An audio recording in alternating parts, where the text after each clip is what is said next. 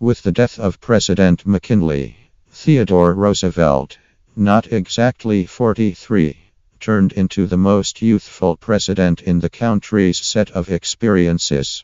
He carried new energy and capacity to the administration, as he vivaciously drove Congress and the American public toward moderate changes and a solid international strategy. He took the view that the president, as a steward of individuals, ought to make whatever move essential for the public great except if explicitly taboo by regulation or the Constitution. "I didn't usurp power," he stated, "yet I did significantly widen the utilization of chief power." Roosevelt's childhood contrasted forcefully from that of the Log Lodge presidents. He was brought into the world in New York City in 1858 into a well-off family. However, he excessively battled against weakness and in his victory turned into a supporter of the demanding life.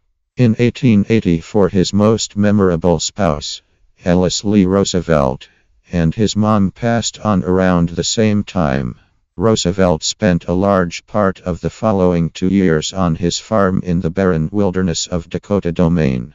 There he dominated his distress as he lived in the seat, driving dairy cattle, hunting major game. He even caught a criminal. On a visit to London, he wedded Edith Caro in December 1886.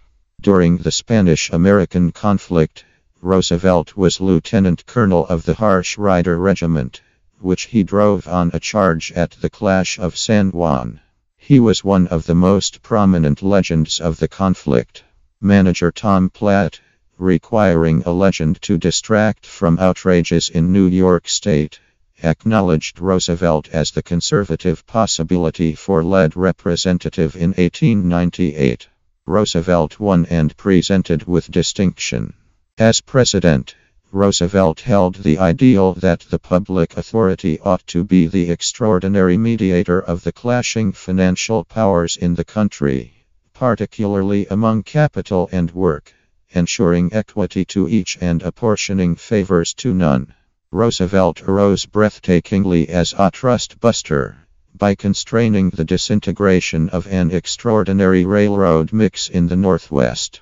Other antitrust suits under the Sherman Act followed. Roosevelt guided the U.S. all the more effectively into world governmental issues. He jumped at the chance to statement a most loved precept: pursue peaceful solutions but stay prepared for the worst. Mindful of the essential requirement for an easy route between the Atlantic and Pacific, Roosevelt guaranteed the development of the Panama Channel. His result of the Monroe Tenet forestalled the foundation of unfamiliar bases in the Caribbean and arrogated the sole right of mediation in Latin America to the U.S. He won the Nobel Harmony Prize for intervening the Russo-Japanese conflict, agreed on movement with Japan, and sent the incomparable White Armada on a generosity visit through the world. Some of Theodore Roosevelt's best accomplishments were in preservation.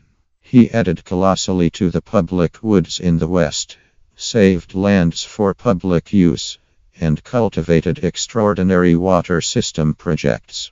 He campaigned unendingly on issues of all shapes and sizes, energizing crowds with his sharp voice, sticking jaw, and beating clench hand.